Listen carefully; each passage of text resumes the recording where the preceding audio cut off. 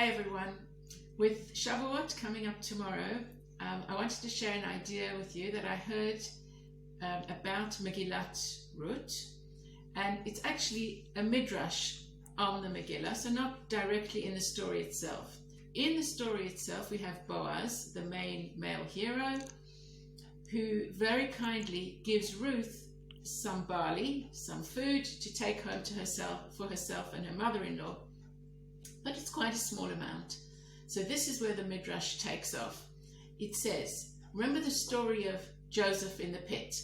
So there we had Reuven later on coming back to take Joseph out, but Joseph was gone already.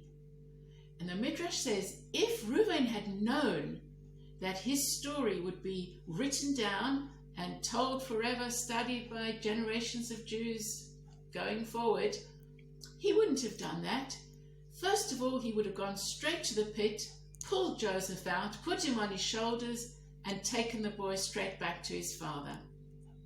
That's the one story. Here's another story of someone who did something fairly good, but had he known that his story was going to have such an impact that it was going to be written down forever, he would have done it differently. So this is the story of Aaron and his brother Moshe.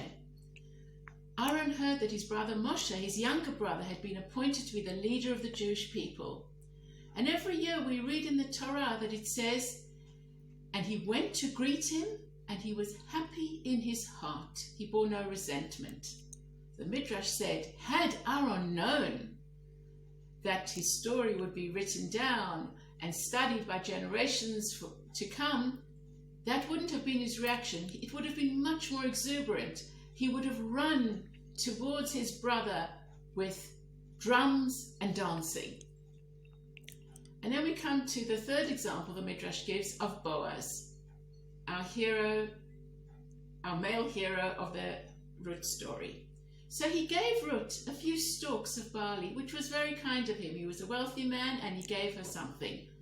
But the Midrash says, had he known what an impact his story was going to have, that it will be written down for generations, that it was going to change the trajectory of Jewish history, because of course the child that Boaz later had with Ruth became the great-grandfather, or they became the great-grandparents of King David himself. So instead of giving her a little bit, had he known what a momentous moment it really was, he would have prepared a sumptuous and rich meal. So here's the message. Our words have significance. They have ramifications.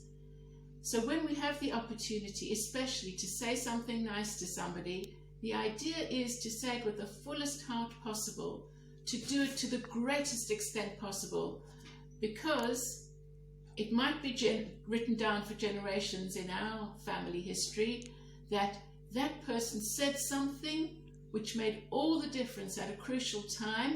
It was a kind word, an encouraging word, or a kind action, and we should take those opportunities and do them with the fullest heart possible.